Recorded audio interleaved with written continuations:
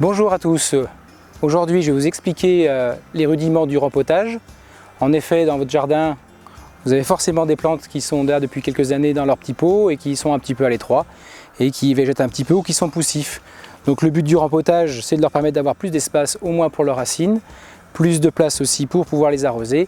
Et là, elles s'exprimeront davantage, plus de fleurs, plus de feuillage. Vous aurez besoin du contenant, du gravier, de la pouzzolane en l'occurrence ou d'autres choses qui serviront de drainage. J'ai choisi aussi un engrais organique et enfin vous aurez besoin d'un mélange terre-terreau.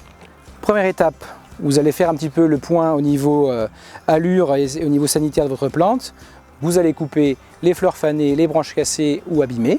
Vous allez installer ensuite le drainage au fond de votre pot. Ça évitera que l'eau reste stagnante et fasse pourrir vos racines. Un petit peu de mélange terre-terreau au fond du pot. Vous remplissez à peu près la moitié du pot. De temps en temps, vous ajoutez votre engrais organique, quelques poignées suffisent. Vous remélangez le tout, comme ça, successivement, plusieurs couches. Enfin, vous allez installer votre motte.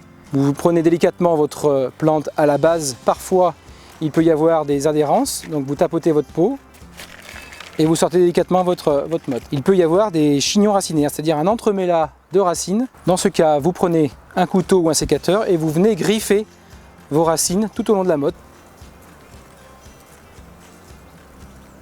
Et là, vous installez votre mélange terre-terreau autour des racines. Il ne faut pas recouvrir, on appelle ça le collet de la plante, sous peine de la faire pourrir.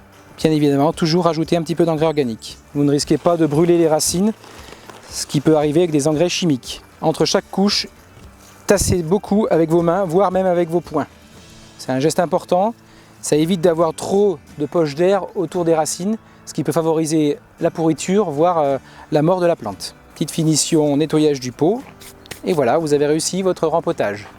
Dernière étape, une des plus importantes, l'arrosage. Il faut arroser copieusement, limite à faire déborder le pot pour bien que l'eau remplisse tous les interstices et ainsi rendre plus compacte la terre, qu'elle adhère bien aux nouvelles racines pour que les racines puissent se développer très rapidement. C'est à vous!